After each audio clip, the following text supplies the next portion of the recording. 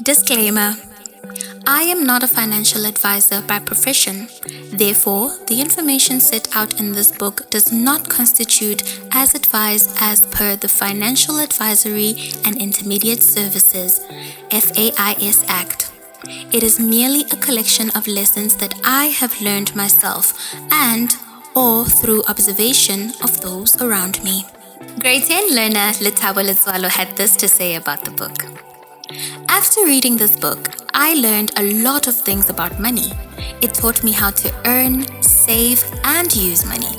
It showed me as a teenager that the way I spend money is not the right way, as it is recommended that I save a minimum of 20% of it. The book also showed me how parents could encourage their children to do chores by giving them money, and that money is earned. It gave examples on how I can negotiate to earn money with my parents. For example, wash dishes, clean my room, etc. Now I know that if I need money, I have to work for it so that I do not struggle when I grow up. Private banker K. Marumo had this to say. It is safe to say I was left in awe after my first meeting with Mary Jane. One thing had become abundantly clear during that first interaction: her passion for financial literacy. Perhaps more so was the fact that she had taken the initiative to continuously educate herself on the matter. I had forgotten for a while that I was meant to be the personal finance buff between the two of us, as she did most of the speaking and teaching. She was filled with ideas and had an interesting perspective on the subject of financial literacy and financial freedom.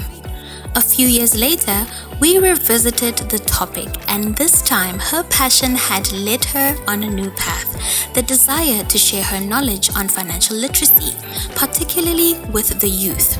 I cannot think of anyone in my so-called close circle to take on this Herculean yet vital task. There is a saying in my native Sepedi that says, Batswadi, rutang bana ditaola leseye nacho badimung, which loosely translates to parents out to pass knowledge to their kids while they're still young and not take it to the graveside.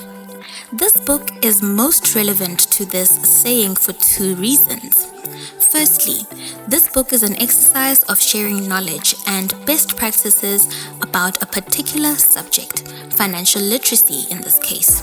Secondly, the recipients of this knowledge are our offspring, biological or otherwise. Do not let the emphasis on offspring hoodwink you, as parents will find many of the tips to be just as relevant to their adult lives.